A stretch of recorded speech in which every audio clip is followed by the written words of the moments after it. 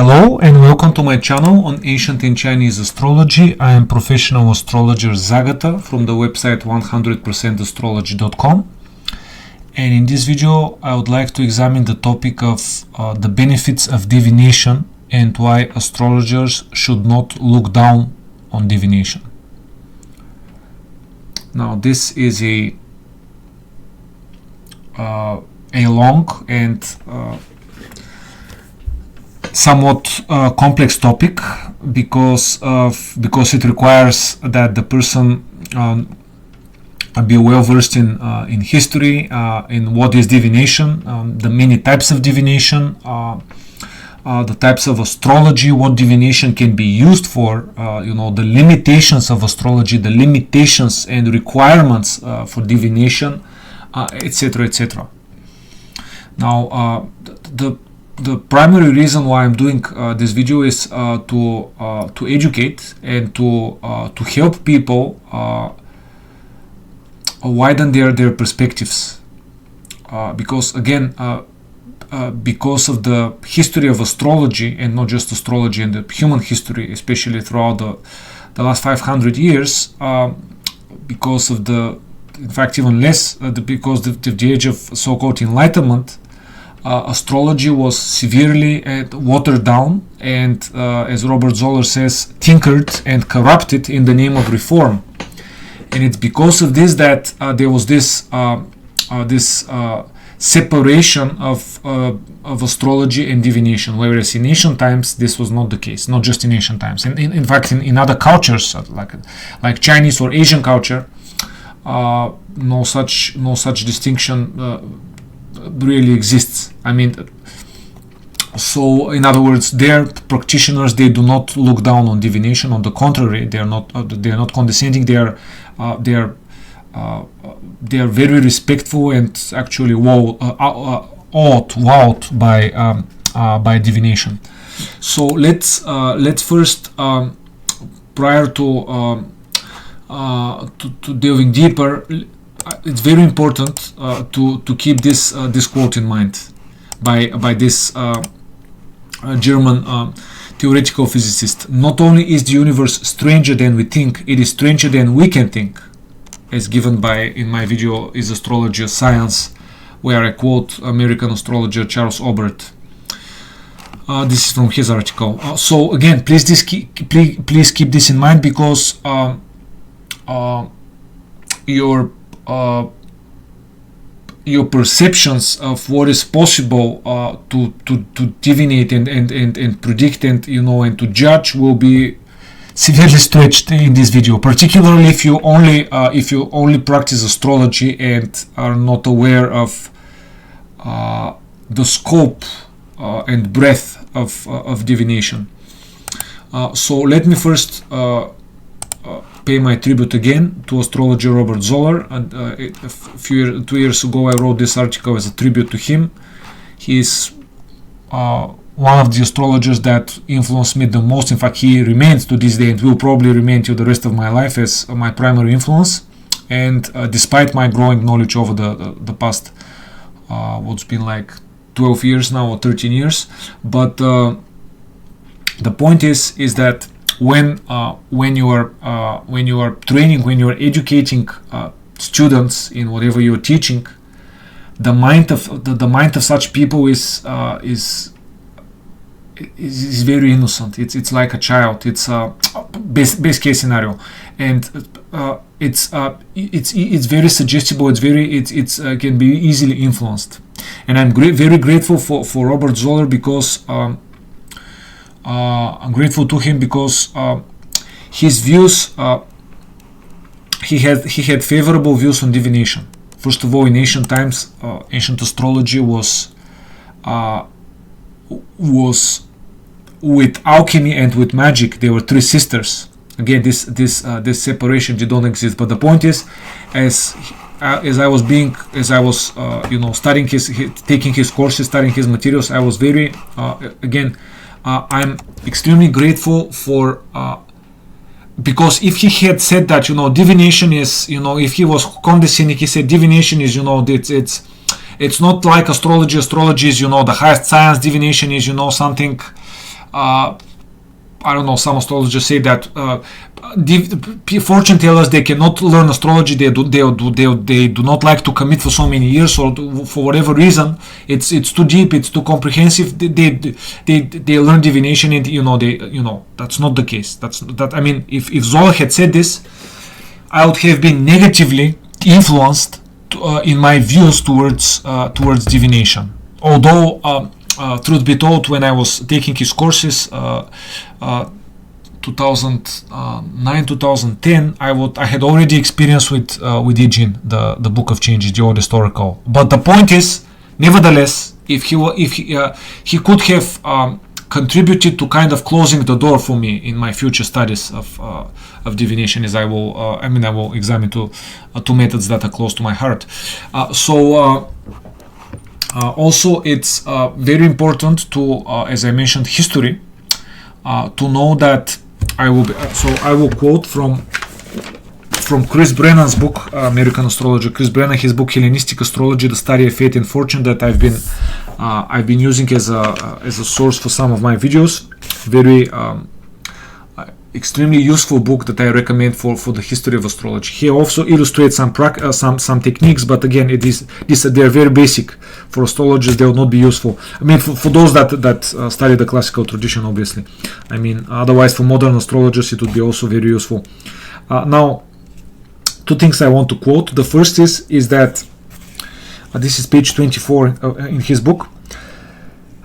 He says that during the Hellenistic period, the term Chaldean, which is Chaldaios in ancient Greek, came to be widely used to refer to astrologers or to the astrological profession in general. The word was originally used as a designation for a geographical area in Mesopotamia or an ethnic group that originated there.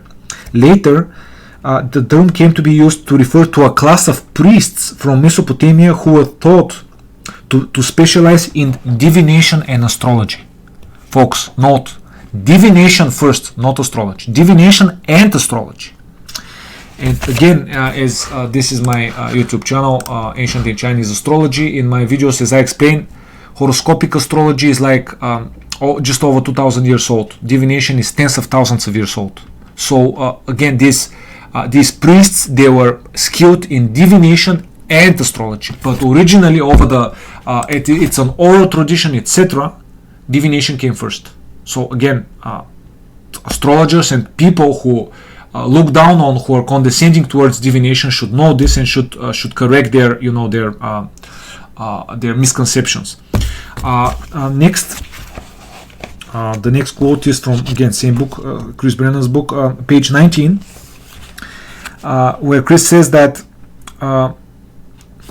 the philosopher Theophrastus, Aristotle's successor, reportedly said that the Mesopotamian astrologers of his day were capable of predicting, quote, life cycles and deaths in the lives of individuals, end of quote. Alexander the Great himself was said to have come into contact with and been subject of predictions by the astrologers in Mesopotamia after he conquered the city of Babylon. One account by the historian Diodorus Siculus, 1st century before the Common Era, has the astrologers warning Alexander of his impending death in Babylon. Quote by this historian: while he was there, while he was still 300 furlongs from the city, the scholars called Chaldeans, who have gained a great reputation in astrology, astrologia is used the term, and are accustomed to predict future events by a method based on age-long observations. So those, the Chaldeans, they chose from their number the eldest and most experienced. By the configuration of the stars, they had learned of the coming death of the king in Babylon, and they instructed their representatives to report to the king the danger which threatened. And Chris writes, it's difficult to determine the veracity of stories like this one, although it seems likely that Alexander and his army would come into close contact with astrologers around this time, as they became first an occupying force and subsequently undisputed rulers of Mesopotamia, etc., etc. So, end of quote. So the point here is, folks, is that keeping in mind the history of astrology, that as I examined here in this video, a brief history of ancient astrology, we know that for a fact that ancient astrology came to be in the 2nd century before the Common Era. At earliest, by that I mean the mathematician Hypsical in Alexandria in Egypt in the 2nd century. He wrote his book on ascensions, because of which astrologers were able for the first time to calculate the ascendant and 12 houses and thereby erect a horoscope. Prior to this, there were no horoscopes as we know them and as we call them. So henceforth, the issue comes. Wait a second. How did the Babylonian astrologers predict Alexander's death from the stars? Now, because if they could not calculate his horoscope, what did they use? Very, very interesting question.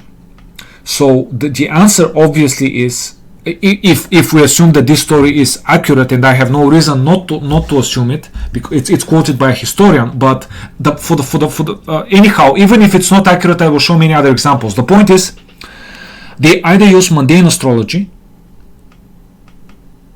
or they use divination.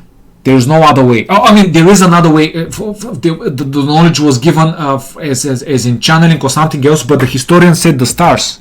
So they either used astrology or some sort of some sort of heavenly science, like comets, stars, or something mundane or something divinatory. So again, I did not know about this interesting story, and this is why I wanted to share it with you, because it also underscores the importance of divination, and again why I'm making this video, and why astrologers should not be condescending towards the many methods of divination.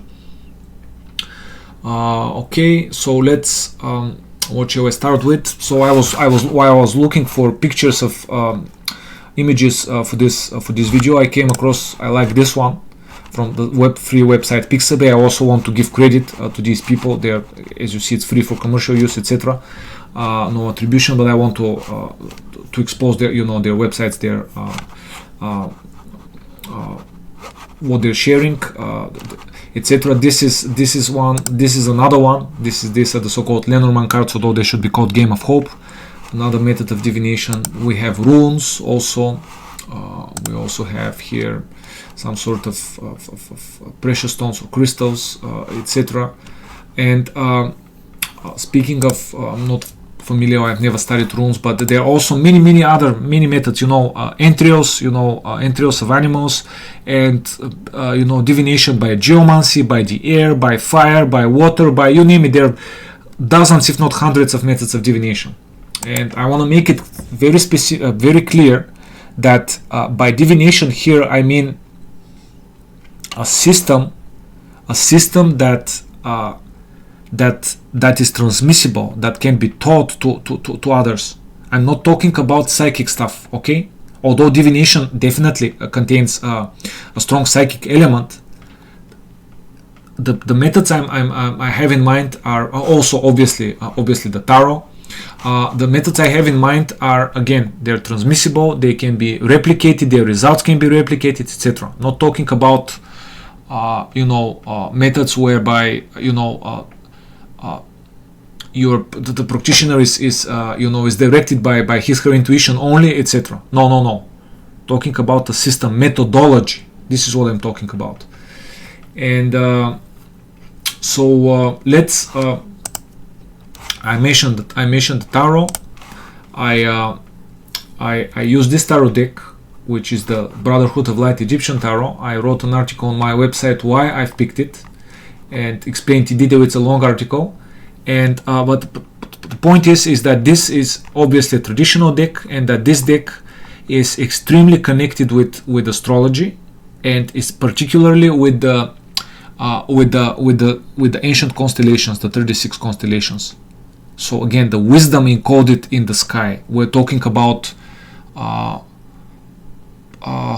I'm not sure whether I would call it objective, but the point is that this is something that is fixed, that has a very long history, as opposed to other tarot decks that that practitioners and students are only led by and influenced by the images that someone drew, whereas here this is not the case for the minor arcana. Anyhow, the point is, the people that created this tarot, they're following a hermetic tradition, and they're whereby, as you see their curriculum, they're teaching astrology, alchemy, and magic. And although the magic they're teaching, I mean, that it's not, but anyhow, it's so as you see, horary, natal, mundane, weather forecasting, stellar healing, alchemy, also masonry. The guy C.C. Zane, he was I believe he was also a Freemason, or he was part of some secret society. He was somewhat initiated. So again, divination, as you see, for example, here there is one of his books, The Sacred Tarot. Very, I recommend it. Very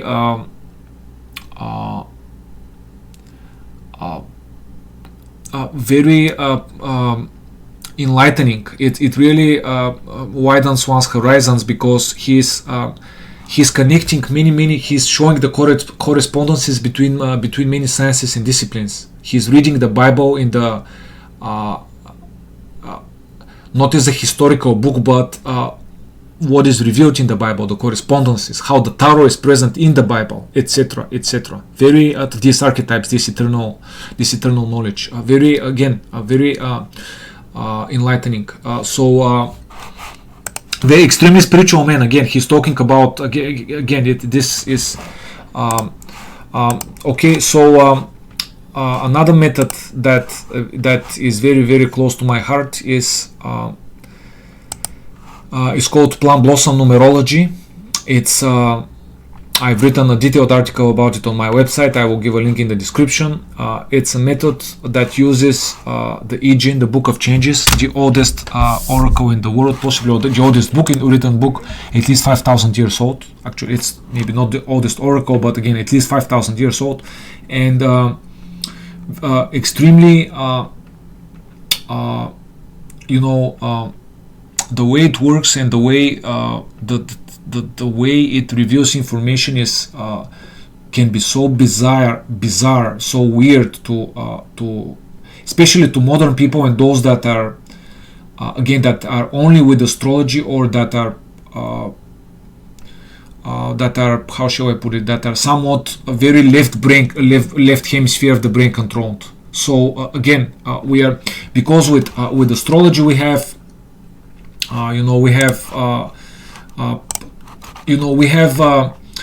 it's fixed. It's fixed. We don't have. We're using a method, and it's extremely complicated and very comprehensive. But we're using. It's one method, so to say. I mean, we're drawing the chart and reading it. Here we have so many methods to draw a hexagram and read it, that it's it's extremely. It's a method that's alive. It's because it's divination. It's connected to and again, speaking of divination, let's get this straight once and for all. By divination, because there are so many methods of divination that people are saying, people are divining by coffee grounds, by rice, as I said, by fire, by entrails of animals. That's impossible. It's ridiculous. No, folks, it's not. Far from it. On the contrary, what is the one constant in the universe? What is the one thing that always has been, is, and always will be? Of course, the answer is consciousness. But the problem is that modern science, or what passes for science, has thrown away consciousness and life and intention, as I explained in my video with Astrology Science. But the point is, consciousness, and as quantum physics has theorized and discovered, etc., consciousness influences reality, aka the observer effect. Look it up. So with divination, what we're doing is, regardless of what we're using, the consciousness is the primary factor, the primary vehicle. Consciousness is the consciousness of the querent, of the person asking the question, and of the diviner, is influencing and being influenced by reality, so as that the method that is being used reflects the past, the present, the future, in a nutshell. So it doesn't matter what method is used. What matters is the sincere desire to know. And having said that, those that want to practice and to engage in divination actively and even professionally, they should know that if they are diligent students, that they should research and get to know the many methods of divination, and select one that, or two or three or whatever, that complement each other, or that the point I'm making is horary astrology, which is the divination part of astrology, if you will, it has its limitations. There are things that it cannot, there are questions that it cannot answer. Tarot, likewise, tarot has its own limitations, but it also has its own advantages. And if we're looking for a spiritual reading, for something for someone to answer the why, and what was the point, what was the lesson of this experience, or something, or etc., someone using the tarot has a distinct advantage over an astrologer, no matter how good the astrologer is, because of the way the system is structured. Okay, tarot is the moon. The moon it's a nocturnal planet. It can, the moon is yin, the sun or Mercury is yang. Yin is deeper than yang. So again, they're complementary forces. They're not, you cannot exclude one from the other, which is why astrology is the golden key of occult predictive sciences, and tarot is the silver key. And there are also other keys, obviously, beside golden and silver key. So the point I'm making is, again,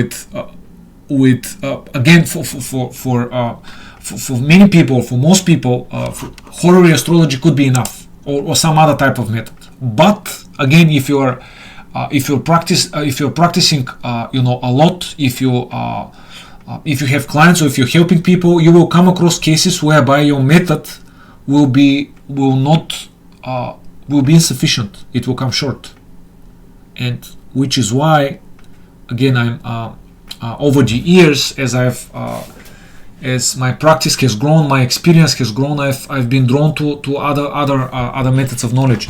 So with Plum Blossom Numerology, let me take a look at what's possible. This guy, Shao Yang, 11th century, he saw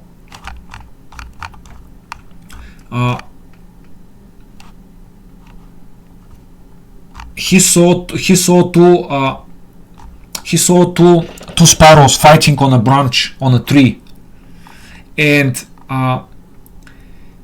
he saw them as they were fighting. They fell from the plum branch and they died. And he started contemplating. He sensed that there was sudden activity, there was sudden movement, so he could perform divination. And as a result of these two arrows that fell from the plum branch, he made this prediction. And again, it's explained how he arrived at the hexagrams, etc., explained in the article. But the point is, he predicted that a young girl would come the next evening to pick the plum blossom. This young girl would be spotted by the elderly gardener, would get frightened, and would fall to the ground and injure her leg. Fortunately, the girl's injury would not be serious, and the girl would recover. And everything that he predicted happened. And since then, this method has been called Plum Blossom Numerology, origin numerology. So again, friends, how is such a thing possible? How notice especially for the astrologers, or not just, there was no one asking a question. He just if you will, he decoded the matrix, he decoded reality, and made this spectacular prediction that came true. But this is just one example. There are many others in his book and in other books on this method. So again, we're doing things that, speaking of other sources, this is one of the best books on the subject. It's called, as you see, The Authentic Jin, 3 Classic Methods of Prediction by Dr. Wan Yan and John Sandifer. This book gives lots of predictions about, I believe, about 20 separate predictions for many cases. And he for example, he gives an example how one and the same hexagram, or if for astrologers it's like somewhat like having the same chart.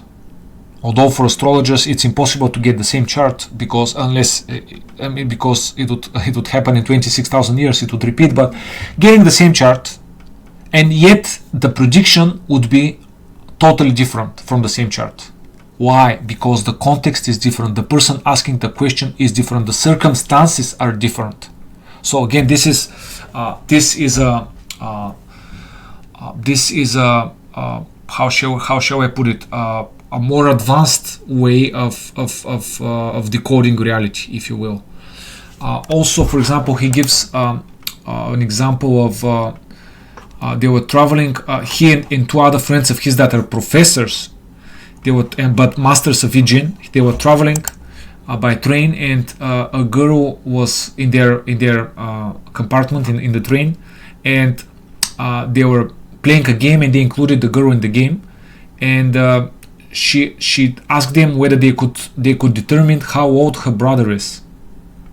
And the author, one young, and the two others, each used a different method. I mean, they all used the aging, but each used a different method of erecting a hexagram. As I've nevertheless, they each came with the same exact result. Different hexagram, different method, same exact result. Again, it could be. It's not a mystery at all. It's explainable. He explains it why. So again, this is very, very useful to expand one's consciousness and perception of what is possible, what is real, what is predictable, most importantly, what is observable, predictable, etc. What else? For example, there is this very, very useful article by Lorraine Wilcox. It's free, about again this plum blossom, plum flower divination and medicine. She translates. She knows Chinese. She translates cases where this method is used for medical, for diagnosis, as you see, and treatment. And now someone could say, well, why? We have medical horary astrology. You know, why bother with this? Well, read the article and you will see why. Because it's, again, it can offer information which cannot be obtained by astrology. In this case, that's not entirely the case. But the point is, with horary, you can get with medical horary, you can get, you can extract a lot of information. But here, the method, it's just the structure of the method is different. And what they're giving is very impressive, to put it mildly. And also, it's interesting that she also quotes various methods of erecting hexagrams, the time and date method, and also counting grains of rice. Now, the time and date method is like horary astrology, where someone is asking a question, and we're using the time and date and hour and location to erect a hexagram. And so this is 100% objective. We are not we are not using the dozen or more ways of erecting a hexagram. We're using in other words, it's in a way it's predetermined, in a way what hexagram will fall, but with the other methods it kind of is, well, it still is, but it kind of is not, because one diviner can use one method of hexagram and come up with a different hexagram, although it would show pretty much the same information. But the point is, with horary astrology, the disadvantage is that, for example, if you're working live with clients, if you have people queuing in front of your door, your office, whatever, you can't use the same chart, because again, it will take you 10 minutes or something like this to 15 minutes at most to analyze the chart, to read the chart, to make the prediction, to explain to the client, etc. but again, the ascendant will be the same. The positions will be pretty much the same. You can't use the same. In the vast majority of cases, you can. In some cases, you can, but in the vast majority of cases, you cannot. So you need to either use, ancient astrologers. They used ways of dividing the chart. So as to account for more clients and more specificity, or again with Plum Blossom, the hexagram would be the same. So they have many other ways, many more than astrology, to come up with a different hexagram. And in fact, when I showed you here that they're using one of the ways is counting grains of rice. And when I was practicing, when I initially began with with this method, I needed practice, obviously, and for example, here you will see that what this method can be used for. It can be used for weather forecasting, for court cases, to predict the sex of a baby, diseases, meetings, trade, business, wealth, real estate, marriage, funerals, lost objects and animals. Yes, I've successfully used it. Travel and journeys, to determine what food is on the table. Yes, folks. How are you going to do that with astrology? You will not. It's just, again, the system is structured differently. Whereas here, they give examples where people are invited on a party, or to a party, or on a banquet, and they're asked, and they want to know what food will be there on the table when we get there.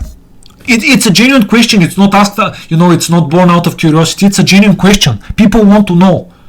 For example, say someone has dietary requirements, or they have some nutrition problem. If the food is unsuitable or even harmful, what are they going to do? So it's a legitimate question, and this method allows you to answer this. Also, in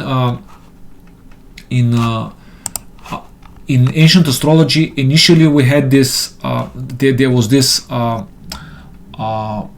How shall I put it? Not school, but division where prior to the development of horary astrology, they used thought interpretation, or they used methods to help determine what object the person is holding in their hands. Because kings and queens and the nobility, etc., the powerful, they're like children in a way. They're very curious. They want to know. They want answers, and they want to test the astrologer, diviner, etc. So this existed in astrology for thoughts, and obviously not just for fun, and if you wanna, but also here in Plum Blossom Numerology, where they give methods for determining what object one is hiding. And when I showed you, it can be done with erecting a hexagram, can be done with grains of rice. When I was practicing, because again I'm very tall, I have big hands, big fingers. I used this favorite box of mine for. I filled it with beans, and I used beans to erect a hexagram. And I had someone close to me pick an object and hide it, conceal it in a big box or in something in a container.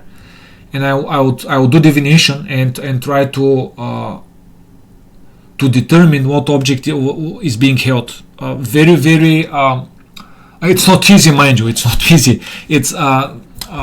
It requires a lot of effort. You have to also consult the book of changes, the Jin, etc., the specific hexagram, and it's a terrific method. It really helps to get to know the hexagrams, to get to know the trigrams, to widen your understanding, also it helps to balance the two hemispheres of the brain. So it's because again, if I'm using only the date and time method, I would one Chinese hour is one earthly branch is 2 hours long, depending on when you ask the question. In most of the cases, you will have, if you ask the question within 1 hour or even more, but let's say 1 hour, if not 2 hours, the hexagram will be the same if you're using the date and time method. However, with the hidden objects, or with something else, if you have people queuing, by throwing beans, again, focusing sincerely, praying, focusing on the question you sincerely want to know. You're making an effort. It takes time. You have to check various translations of the book to see, etc., etc. You're a seeker. You're earnestly, making efforts to know. This is not idle curiosity. You're learning, and with beans or with something else, you can. You erect different hexagrams. So in 1 hour you can, let's say, you can try to determine, let's say, 3 objects or possibly 4 objects, depending on how good you are, how fast you are. So again, this is a great, very, very useful for a variety of questions, as I showed. And also, again, keep this in mind about the universe and also the world we're living in, because the world over the past 2.5 years has gone really, really well. The definition of normal has changed, let's put it this way, and is about to change much, much more. At least some people and organizations would like it to be so. So the point is, we have with astrology, speaking of the limitations of astrology, we have